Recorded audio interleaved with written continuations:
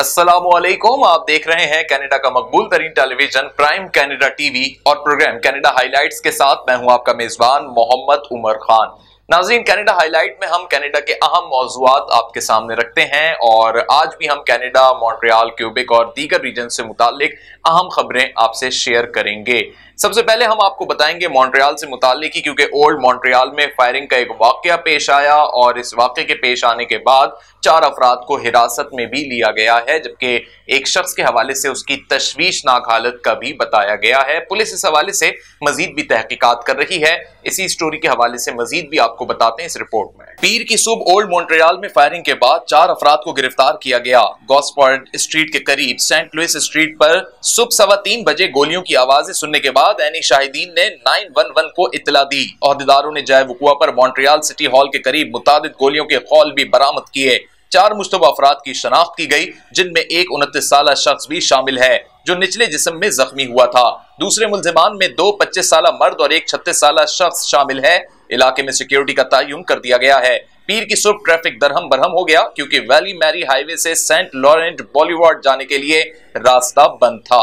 Canada highlight की आज की दूसरी स्टोरी एक खुशखबरी की नौयत रखती है, क्योंकि ओंटारियो में रहने वाले लोगों के लिए ये बात किसी खुशखबरी से कम नहीं है। ओंटारियो में स्टॉप एट ऑर्डर के हवाले से जो फैसला है अब वो सामने आ चुका है कि इसे खत्म किया जा रहा है और घरों पर रहने के हवाले से जो एक इंतबा था अब उसका खात्मा यानी बरोज बुध से ये हो चुका है।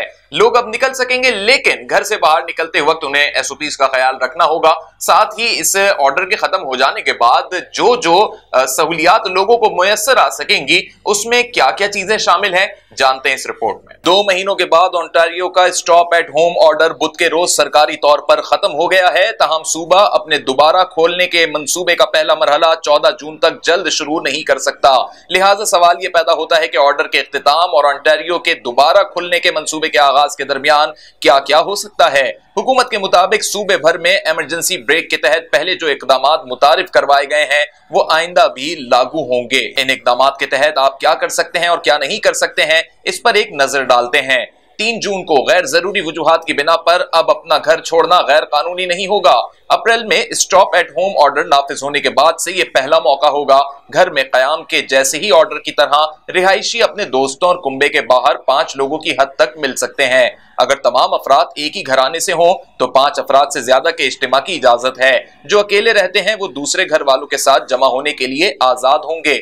इमरजेंसी ब्रेक इक़दामात के तहत सुपरमार्केट्स, ग्रोसरी और सहूलतों की दुकानों पर सलाहियत की हदें 25% रहेंगी। गैर जरूरी खुर्दा हुदूद से दूर रहें। बाल कटवाने या मैनिक्योर के हवाले से मंसूबे के तहत अभी वाज़ेह चीजें नहीं आ सकी, लेकिन इसके लिए ख्वाहिशमंद अफराद को इंतजार में रहना होगा। सूबे के दोबारा खुलने के मंसूबे के दूसरे मरहले तक जाती निगहदाश्त की खिदमात की हुदूद नहीं। उस वक्त जाती निगहदाश्त की खिदमात पेश करने वाले मकामात पर चेहरे के अहाते और सलाहियत की हुदूद का इतलाक होगा। कम अज कम 14 जून तक सूबे भर के रेस्टोरेंट और बाजार को बंद रखना पड़ेगा। इस दौरान उन इदारों को सिर्फ टेक आउट यानी ड्राइव के जरिए फूड देने की इजाजत होगी और फराहमी के अहकामात की पेशकश जारी रखने का कहा गया है। आला कारकर्दगी वाले खिलाड़ियों के अलावा बच्चों की देखभाल, जहनी सेहत से मुतालिक मुआविन की खिदमात और समाजी और जिस्मानी थेरेपी, अंदरूनी और बैरूनी खेलों और तफरीह सहूलियात भी बंद रहेंगी। पहले मरहले में 10 से ज्यादा अफराद की बैरूनी फिटनेस क्लासेस, जाती तरबियत और खेलों की तरबियत दोबारा शुरू हो सकती हैं।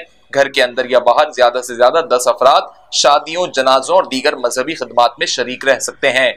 जिस्मानी फासला बरकरार रखना होगा और मेहमानों को एक दूसरे के 2 मीटर के फासले पर मास्क या चेहरे को ढांपना होगा। कनाडा हाइलाइट्स की आज की तीसरी स्टोरी भी क्राइम से ही मुताल्लिक है, क्योंकि पील पुलिस ने मिसिसागा के एक छोटे से रेस्टोरेंट में फायरिंग से हलाक होने वाले शख्स की शनाख्त कर ली है। साथ ही ये भी बताया गया है और एक वीडियो फुटेज के जरिए ये बात सामने आई है कि नामालूम शख्स की जानिब से ये अमल किया गया है। उस शख्स के हवाले से जो फुटेजेस सामने आई हैं वो भी आपको हम दिखाएंगे और साथ ही ये भी तहकीकात लगाई जा रही हैं और की जा रही हैं कि आया कि इसके पीछे मजीद क्या वाकया हो सकता है, क्यों इस किस्म का वाकया फायरिंग का पेश आया, क्या ये सिर्फ दहशतगर्दी का वाकया था या फिर जाती दुश्मनी का शाखसाना था। इस हवाले से अभी तहकीकात होना बाकी है। देखते हैं ये रिपोर्ट। पील पुलिस ने हफ्ते के आखिर में मिसिसागा के एक छोटे से रेस्टोरेंट में फायरिंग के नतीजे में हलाक होने वाले 25 साला शख्स की शनाख्त कर ली है। हफ्ते की रात दी कॉलेज वे मेन गैलियन एरियन ड्राइव पर चिकन लैंड में फायरिंग के मौके पर एक शख्स जाँ बहक हो गया था। सुबह तकरीबन 7:30 बजे पुलिस को तलब किया गया था। पुलिस का इल्जाम है कि नामालूम शख्स ने रेस्टोरेंट में दाखिल होकर फायरिंग कर दी, जिससे मालिक, उसकी बीवी, उसके 2 बेटे और एक मर्द मुलाजिम जद में आए। जाँ बहक होने वाला शख्स मालिक के बेटों में से एक था। फील्ड पैरामेडिक्स दीगर 4 अफराद को ट्रामा सेंटर ले गया। चारों अफराद मुस्तहकम हालत में अस्पताल में जेर इलाज हैं। किसी को गिरफ्तार नहीं किया गया। इतवार के रोज पुलिस ने फायरिंग के मुलजिम की 18 सेकंड की वीडियो जारी की। वीडियो में एक शख्स नीले रंग का मास्क पहने हुए दिखाई देता है और नीले रंग की जैकेट, जिसके सर पर एक डंडा भी दिखाई दे रहा है, और सुरमई पतलून जेब में हाथ रखते हुए ये शीशे के दरवाजों की तरफ चलता हुआ देखा जा सकता है। वो थोड़ी देर से दरवाजों की तरफ पीठ फेरता है और अंदर चलता हुआ दिखाई देता है। तब वीडियो में दिखाया गया है कि वो आदमी भाग रहा है। पुलिस के मुताबिक फायरिंग एक अलग थलग वाकया मालूम होता है। अफसरान के मुताबिक कोई हथियार भी बरामद नहीं हुआ और ना ही उसके पास कोई सबूत है जिसमें यह बताने के लिए काफी हो सके कि कोई गाड़ी भी शामिल थी कि नहीं। तफ्तीशकार किसी को भी मालूमात में शामिल नहीं कर सके, लेकिन डैशबोर्ड, कैमरा वीडियो या वीडियो फुटेज वाले अफराद से गुजारिश की गई है कि वो पुलिस के इस कत्ले आम और लापता फर्द ब्यूरो को 9054532121 पर कॉल करें या पील क्राइम स्टॉप पर 1-800-222 पर गुमनामी में रहते हुए इत्तला दें। कनाडा हाईलाइट की ये चौथी स्टोरी, जो कि एक दिलखराश वाक़े से मुताल्लिक है और ब्रिटिश कोलंबिया से ये वाकया मंसूब है, क्योंकि ब्रिटिश कोलंबिया के एक स्कूल से 215 बच्चों की लाशों के बाकियात मिलने के बाद जहां कनाडा के हर शहरी का दिल रंजीदा और गमजदा है, वहीं लोगों ने इजहार यकजहती के लिए मुख्तलिफ मकामात पर, बिलखुसूस मॉन्ट्रियल, टोरंटो और मुख्तलिफ सिटीज में झंडे लहराए हैं। ब्रिटिश कोलंबिया में भी झंडे लहराए गए हैं। साथ ही कानून नाफिज करने वाले इदारे हैं, पुलिस ऑफिसेज हैं, इन जगहों पर भी झंडों को लहराया गया है। ये वाकयात एक पुराने स्कूल या पुरानी जगह से मंसूब हैं और जिन 215 बच्चों का ये हवाला दिया जा रहा है उसमें ये बताया जा रहा है कि इस वाकये के हवाले से तो अभी तक इतनी डिटेल सामने नहीं आ सकी, लेकिन लोगों ने इजहार यकजहती के तौर पर इन बच्चों के साथ, इन जाँ बहक हो जाने वाले बच्चों के साथ इजहार यकजहती भी किया है और मुख्तलिफ टॉयज रखे हैं और लाइन्स बनाई हैं, ड्रॉ की है लाइन, ताकि वो उनकी एक यादगार बन सके। इस हवाले से हम आपको रिपोर्ट भी दिखाएंगे और साथ ही हम आपको इसकी डिटेल्स भी इसी रिपोर्ट में बताते हैं। ग्रेटर टोरंटो एरिया भर में कम्युनिटीज झंडे को बुलंद कर रही हैं और 215 बच्चों की याद में यादगारें तैयार कर रही हैं, जिनकी लाशें ब्रिटिश कोलंबिया के एक साबिक रिहायशी स्कूल में मिली थी। टोरंटो, मिसिसॉगा और ब्रैम्पटन के शहरियों ने अपनी म्यूनिसिपल इमारतों पर झंडे गाड़ दिए हैं और इतवार के रोज नाथन फिलिप्स स्क्वायर में भी चौकीदार रखा गया था। बच्चों के जूतों की लकीर वाली एक आर्जी यादगार बनाई गई, जो कि अब जिंदगी को कम करने वाली अलामत है। क्वीन पार्क में कायम की गई है ये यादगार। ओंटारियो के मुकन्नरा ने पीर की सुबह मैमक्वावा की दरख्वास्त पर खामोशी का एक लम्हा देखा, जो किंगफिशर लेक बैंड के मेंबर हैं। दीगर कम्युनिटी तंजीमें और मकामी ग्रुप याद और गम के इशारों के साथ अमल कर रहे हैं। हैमिल्टन के स्टोनी क्रैक में एक निगरानी सुबह 6 बजे शुरू हुई। वहां के चीफ के मुताबिक पीर को 77 किंग सेंट डब्ल्यू पील रीजनल ऑफिस पुलिस ऑफिस ने ऐलान किया कि वो स्कूल में जाँ बहक होने वाले बच्चों की ताजीम के लिए अपने झंडों को आधे हिस्से पर उतारेंगे। कम्युनिटी मुंतजमीन और एडवोकेट्स अब अगली कदम की जानिब तवज्जो मबजूल कर रहे हैं। बशमूल कब्रिस्तान साइट्स के लिए रिहायशी स्कूलों की दीगर साइट्स की निगरानी भी की गई और स्कूल के मकाम पर फर्स्ट नेशन के इलाके में दफन किया गया। फर्स्ट नेशन ने कहा है कि जमीन से दाखिल होने वाले रडार के इस्तेमाल से वाकयात की तस्दीक हो गई है। जब जैकी ब्रॉमली ने सुना कि ब्रिटिश कोलंबिया के एक साबिक रिहायशी स्कूल के मकाम पर 215 बच्चों की बाकियात पाई गई हैं, तो उसे जनूबी अल्बर्टा के ब्लड रिजर्व पर वाक़ सेंट मैरी रिहाइश स्कूल में अपने वक्त से फ्लैशबैक्स लाहक हो गई। ब्रॉमली, जो अब 70 साल की हैं, उसको स्कूल के पीछे कब्रों के बारे में बात करने वाले तलबा की याद आ रही थी जब वो 10 साल की थी। उन्होंने कहा कि मैंने घर के अकब के बारे में सोचा। बज़ाहिर वहां कुछ कब्रें थीं और मैंने सबसे पहले जिस चीज के बारे में सोचा था, मैं हैरत से सोच रही थी कि क्या कुछ ऐसे बच्चे भी हैं जो दफन हैं। आपको मालूम है, ब्रॉमले के हम जमात सही थे। स्कूल के सहन में तलबा की कब्रें थीं। 1945 में एक हिंदुस्तानी एजेंट की तरफ से स्कूल के एक प्रिंसिपल को लिखा गया एक खत में दरखास्त की गई कि देसी कारकुनों को स्कूल के साथ ही कब्रों को फिर से सुर्ख करने के लिए बनाया जाए ताकि उनको और भी गहरा बनाया जा सके। सच और मसालती कमीशन TRC का कहना है कि कनाडा में कितने रिहायशी स्कूल चलाते हैं इसका कतई आदाद शुमार रखना मुश्किल है। कैशियस सुपरिटेंडेंट का कहना था कि इतना ही कहना मुश्किल है कि बच्चों के कितने निशान ज़दा कब्रें हैं। एडमॉन्टन में अल्बर्टा यूनिवर्सिटी के प्रोफेसर और उनकी टीम इलाकों में तदफीन करने वाली मकामी आबादी की मदद करने के लिए जमीन से दाखिल होने वाले रडार के साजो सामान का इस्तेमाल करती है।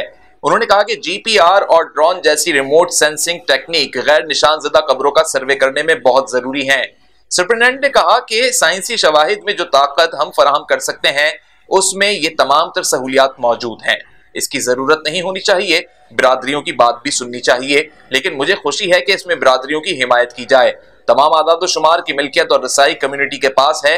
ये उस कम्युनिटी के साथ शामिल होने का एक अमल है जिसमें हम क्या कर रहे हैं और इसकी हसासियत पर ध्यान देते हैं। इससे मुमकिन असरात भी मुरतब हो सकते हैं। इतवार के रोज ओटावा के पीस टावर में कनाडा के झंडे को आधे गुंबद तक कर दिया गया था। उसके बाद कैम्पबेल, ब्रिटिश कोलंबिया के एक साबिक रिहायशी स्कूल के मकाम पर 215 बच्चों की बाकियात की दरियाफ्त की इतला मौसूल हुई।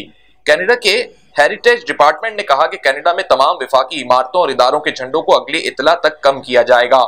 इन हजारों बच्चों की याद में जो रिहायशी स्कूलों में भेजे गए हैं, उन लोगों के लिए जो कभी वापस नहीं हुए और उन खानदानों के एजाज में जिनकी जिंदगियां हमेशा के लिए बदल गईं। जुमेरात को ऐलान करदा इक्लिप्स सेकोपैमिक फर्स्ट नेशन ने ऐलान किया कि 215 बच्चों की लाशें साबिक रिहायशी स्कूल के ग्राउंड की तलाशी के दौरान मिली हैं। फर्स्ट नेशन की जानिब से एक बयान में कहा गया है कि लापता बच्चों, जिनमें से कुछ 3 साल की उम्र के बच्चे भी थे, वो भी इसमें शामिल हैं। अब हम आपको कनाडा हाईलाइट में ये बताएं कि कैनेडियन गवर्नमेंट ने एक बड़ा अहम ऐलान कर दिया है और ऐलान इस हवाले से किया गया है कि कोविड की वैक्सीन को मद्देनजर रखते हुए ये एक बहुत ही अलार्मिंग सिचुएशन पैदा हो चुकी थी कि जिन लोगों ने कोविड की वैक्सीनेशन के दौरान जिस किस्म की वैक्सीन ली है, यानी एस्ट्राजेनेका ली है या फाइजर की वैक्सीन ली है, तो क्या उन्हें अपनी सेकेंड डोज के लिए यानी दूसरी खुराक के लिए सेम वैक्सीन लेनी होगी। इब्तिदा में यही बात थी, लेकिन अब कैनेडियन गवर्नमेंट ने यह बात वाजे कर दी है कि अगर किसी ने एस्ट्राजेनेका के पहली डोज ले चुका है, वो वैक्सीनेशन की सूरत में यानी पहला इंजेक्शन उसे लग चुका है, तो अब दूसरा इंजेक्शन जरूरी नहीं कि वो एस्ट्राजेनेका का ही लगवाए, यानी उसके पास अभी ऑप्शंस पैदा हो चुके हैं कि वो सेकेंड डोज में मिलाप कर सकता है, यानी ये मिक्सचर हो सकता है और सेकेंड डोज फाइजर वैक्सीनेशन का भी लिया जा सकता है और मॉडर्ना वैक्सीन को भी यूज किया जा सकता है और उसके बाद दीगर डोजेस में भी, यानी इसमें एक पूरी साइंटिफिक रिसर्च हुई और उस रिसर्च के बाद ये तय पाया कि ये तीनों वैक्सीनेशंस एक दूसरे से मुमासलत रखती हैं। लिहाजा पहला डोज अगर किसी भी वैक्सीन का लिया गया हो तो दूसरा और उसके बाद के जो डोजेस हैं वो दूसरी वैक्सीनेशन के लिए जा सकते हैं। इसमें एस्ट्राजेनेका, फाइजर और मॉडर्ना की वैक्सीन शामिल है। जानते हैं मजीद इसी रिपोर्ट के हवाले से। कनाडा कोविड-19 वैक्सीन की दूसरी डोजेस के मिलाप से मुतालिक अपनी रहनुमा उसूल तब्दील कर रहा है और ये मशवरा दिया गया है कि वो कुछ सूरतों में एस्ट्राजेनेका, ऑक्सफोर्ड, फाइजर बायोटेक और मॉडर्ना शॉट्स को भी यकसा तौर पर जोड़ सकते हैं। हिफाजती टीका बराए कौमी मुशावरती कमेटी NACI आने वाले दिनों में सूबों और इलाकों को अपनी रहनुमाई की ताज़ा अपडेट्स देगी और तजवीज़ करेगी कि एस्ट्राजेनेका वैक्सीन की पहली वैक्सीन और उसके बाद मॉडर्ना, फाइजर लगाई जा सकती हैं। कनाडा में जिनके पास मॉडर्ना या फाइजर की पहली खुराक है, NACI तजवीज़ करेगा कि अब वो दोनों शॉट्स में से किसी एक को दूसरी खुराक के तौर पर ले सकते हैं, क्योंकि वो दोनों एक जैसी mRNA टेक्नोलॉजी का इस्तेमाल करते हैं। NACI की ताज़ा तरीन रहनुमाई स्पेन और बरतानिया की उभरती हुई तहकीक पर मबनी है, जिसमें पता चला है कि एस्ट्राजेनेका और फाइजर वैक्सीन को मिलावट और उसका मिलाप कोविड-19 की रोकथाम के लिए महफूज और मौसर है। इस सिफारिश का मुल्क के वैक्सीन रोल आउट पर बहुत बड़ा असर पड़ेगा। मौजूदा NACI के रहनुमा खतूत के साथ, जिसमें कहा गया है कि एस्ट्राजेनेका से शुरू होने वाली वैक्सीनेशन सीरीज को उसी शॉट के साथ अमल करना चाहिए और ये कि mRNA वैक्सीन सिर्फ तभी इस्तेमाल की जानी चाहिए जब पहली खुराक दस्तयाब ना हो या नामालूम हो। ताज़ा रहनुमा उसूल कुछ सूबों के जरिए एस्ट्राजेनेका की फराहमी, लेकिन संगीन नौयत के खून के जमने की वजह से मसले की वजह से मुख्तलिफ शॉट्स को यकजा करने के इक़दाम की पैरवी करते हैं, जिसका नतीजा वैक्सीन से मुतासरा मुदाफाती निज़ाम को मजीद बेहतर बनाना है। अब हम आपको बताएं कि कनाडा हाईलाइट की एक अहम स्टोरी के टोरंटो और मॉन्ट्रियल में रहने वालों के लिए तो ये खुशखबरी की अलामत है, क्योंकि मॉन्ट्रियल में रहने वाले लोग जश्न मना रहे हैं और टोरंटो मैपल लीफ को 3-1 से हॉकी के मैदान में शिकस्त देने के बाद मॉन्ट्रियल में रहने वाले लोगों के लिए ये एक खुशी की खबर साबित हुई और उनके जज्बात जो हैं इस वक्त आसमान छू रहे हैं। मजीद जानते हैं इस रिपोर्ट में। हफ्ते के रोज बेल सेंटर के दरवाजों के जरिए कॉलिन मॉर्गन पहले लोगों में से एक शख्स है जिसने क्यूबिक के सेहत से मुताल्लिक पाबंदियां शुरू होने के बाद आखिरकार तमाशाइयों को स्टैंड में वापस जाने की इजाजत दी और वो यकीनी तौर पर पीर के हॉकी खेल से भी महरूम नहीं रहे। उन्होंने मॉन्ट्रियल कैनेडियंस के साथ दोस्तों और अजनबियों के साथ साथ मैकलैंड के शहर के सामने खुशी मनाई। जश्न मनाते हुए कहा कि उनकी पसंदीदा टीम ने टोरंटो मैपल लीफ्स को 3-1 से शिकस्त दे दी। हेब्स ने स्टैनले कप प्लेऑफ के दूसरे राउंड में एक तारीख रकम कर ली है और मॉर्गन ने मुस्कुराते हुए बताया कि हेब्स की जीत को देखकर उसे कैसा महसूस होता है। उन्होंने कहा कि मद्दाहों ने उसके पीछे खुशी से चीख चीख कर कहा, ये जिंदगी में अब तक की सबसे ज्यादा जज्बाती चीजों में से एक है। ये शहर जिन हालात से गुजर रहा है उसमें ये बहाली का आगाज है। मॉन्ट्रियल यहां से आगे बढ़ने वाला है। हेब्स वापस आ गए। उन्होंने कहा कि डरावने ख्वाब खत्म हो गए। टोरंटो में 19,800 नशिस्तों पर मुश्तमिल स्कोटिया बैंक एरिना के अंदर 550 मुकम्मल तौर पर हिफाजती टीकों से तहफ़्फ़ुज़ फराहम करने वाले लोगों की मेजबानी की गई थी ताकि खेल देखने के लिए इंप्रेशन हासिल कर सकें। ओंटारियो की हुकूमत ने मैदान खोला है। ये बात हफ्ते के रोज बेल सेंटर में कैनेडियंस ने गेम 6 में 2500 टिकट खरीदने वाले शायकीन का खैर मकदम करने के बाद बताई।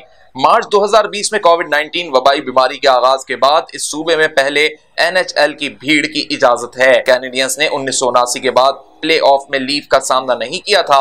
हेब्स ने 1964 में टीमों के माबैन वाहिद दूसरा गेम हारा था जब डेव कैन की हैट्रिक ने मॉन्ट्रियल फॉर्म में टोरंटो को 3-1 से फतह दिलाई थी। अब हम आपको टोरंटो के एक दिलखराश वाक़े का अहवाल बताते हैं और उसकी याद दिलाते हैं कि वाकया कुछ टोरंटो में इस तरीके से हुआ था कि एक गाड़ी सवार शख्स ने 10 अफराद को जानबूझकर हलाक कर दिया था और इसके हवाले से बाकायदा तौर पर तहकीकात हुई। कुछ अरसे कब्ल होने वाले इस वाक़े के बाद अब ये अपडेट सामने आई है कि फुटपाथ पर गाड़ी चलाते हुए जानबूझकर 10 अफराद को हलाक करने वाले इस शख्स के लिए साल 2022 में सजा सुनाई जाएगी और ये हतमी तौर पर कोर्ट की जानिब से बात सामने आई है। मजीद जानते हैं इसी हवाले से इस रिपोर्ट में। टोरंटो में फुटपाथ पर गाड़ी चलाते हुए जानबूझकर 10 अफराद को हलाक करने वाले शख्स को 2022 में सजा सुनाई जाएगी। एक जज ने ऑन के रेचमंड हिल के रिहायशी एलेक मैंशन को इस साल के अवाइल में फर्स्ट डिग्री के कत्ल के 10 अफराद के कत्ल की 16 कोशिशों का मुर्तकिब पाया। जस्टिस एन वॉलिफ का कहना है कि अदालत कनाडा की सुप्रीम कोर्ट के फैसले का इंतजार कर रही है। 2011 में स्टीफन हार्पर की कंजर्वेटिव हुकूमत ने एक ऐसा दस्तूर पेश किया था जिसके तहत मुतादिद कत्ल के लिए पेरोल की नाअहली को एक दूसरे के ऊपर रखने की इजाजत दी गई। क्यूबिक कोर्ट ऑफ अपील ने अलेक्जेंडर बेसेंट के लिए पेरोल नाअहली की 40 साल मुद्दत को कलअदम करार दिया, जिन्होंने सन 2017 में क्यूबिक सिटी की एक मस्जिद में 6 अफराद के कत्ल के बाद फर्स्ट डिग्री के कत्ल के जुर्म में एतराफ किया था। बाद में सुप्रीम कोर्ट में अपील की गई और अपील में अदालत ने लगातार सजा दी जाने वाली गैर आईनी शिक को गैर आईनी करार दिया। मैसिन के मामले में क्राउन का कहना है कि मुतासिरा अफराद और उनके अहले खाना भी जाती तौर पर अपने मुतासिरा बयानात को पढ़ने के काबिल होने चाहिए, जो फिलहाल कोविड-19 वबाई अमराज की वजह से मुमकिन नहीं। मुलजिम को अगले 11 जनवरी 2022 को अदालत में पेश होने के लिए मुमकिना तौर पर सजा सुनाए जाने का हतमी तारीख का ऐलान किया गया है। कनाडा हाईलाइट की आज की 8वीं स्टोरी मुनशियात से मुताल्लिक है कि मुनशियात की रोकथाम के लिए कैनेडियन गवर्नमेंट ने हमेशा बेहतरीन इकदामात किए, लेकिन जो अफराद मुनशियात से मुतासिर होते हैं और इन एडिक्ट लोगों के इलाज के लिए जो मौसर इकदामात होने चाहिए वो नहीं हो सके।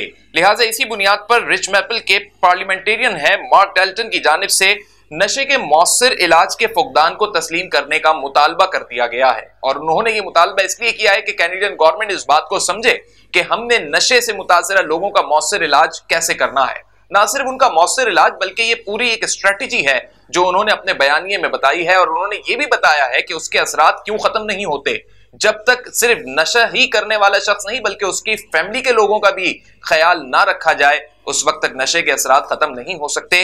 मजीद रिच मैपल के इन पार्लियामेंटेरियन मार्क डेल्टन की जानिब से क्या कहा गया, देखते हैं इस रिपोर्ट में। पैच मैडोज मैपल रिच के एक कदामत पसंद रुकने पार्लियामेंट मार्क डेल्टन ने एक तहरीक पेश की जिसमें हाउस ऑफ कॉमन से कनाडा में नशे के लिए मौसर इलाज तक रसाई के फुकदान को तस्लीम करने का मुतालबा किया गया और लिबरल हुकूमत से मुतालबा किया गया कि वो इसके जवाब में विफाकी ढांचे को तैयार करें।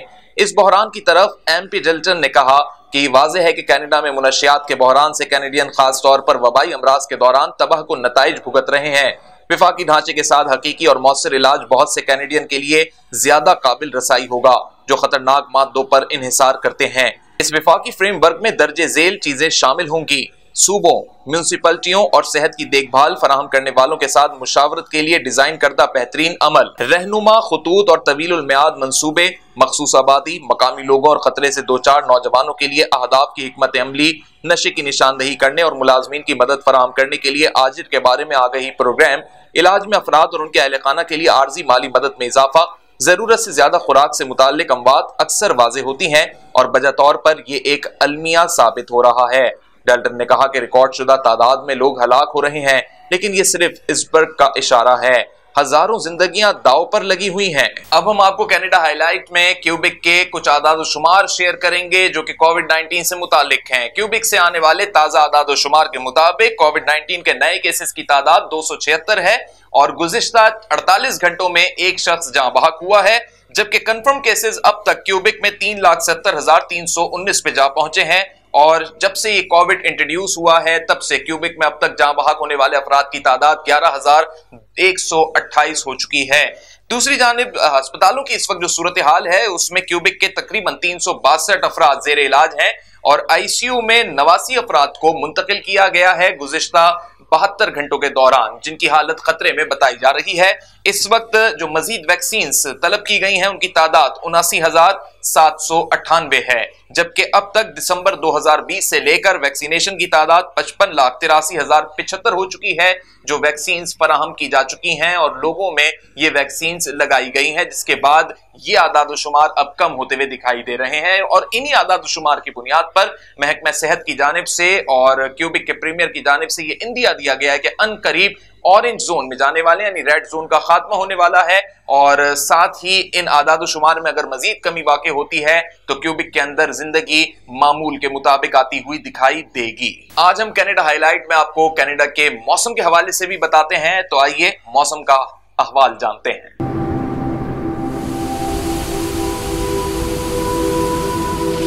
कनाडा का वेदर जानते हैं और आप मेरे रकम में देख सकते हैं कि इस वक्त वेदर की ताज़ा तरीन क्या सूरत हाल है, क्या अपडेट्स हैं। मौसम कदरे बेहतर दिखाई दे रहा है। आगाज करते हैं मॉन्ट्रियल से कि मॉन्ट्रियल में इस वक्त हमें 13 डिग्री सेंटीग्रेड पे दिखाई दे रहा है वेदर, और साथ ही इसके जब हम ओटावा का जिक्र करेंगे तो ओटावा में हमें 12 डिग्री सेंटीग्रेड तक दिखाई दे रहा है वेदर में किसी भी दौरान कुछ भी आदाद शुमार आगे पीछे यानी ये दर्जा हरारत किसी भी वक्त बदला जा सकता है।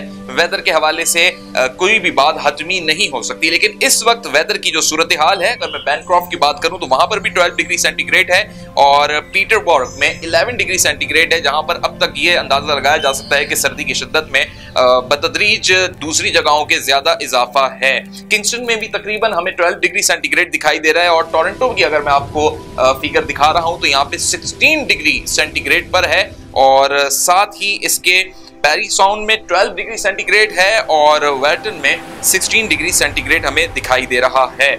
और अगर लंदन की मैं बात कर रहा हूं तो वहां पर 16 डिग्री सेंटीग्रेड है। इसी तरह विंडसर में लास्ट में आप देख सकते हैं कि वहां पे भी 15 डिग्री सेंटीग्रेड है। यह है कनाडा का इस वक्त का ताज़ा तरीन मौसम का हाल, जो किसी भी वक्त बदलता रहता है।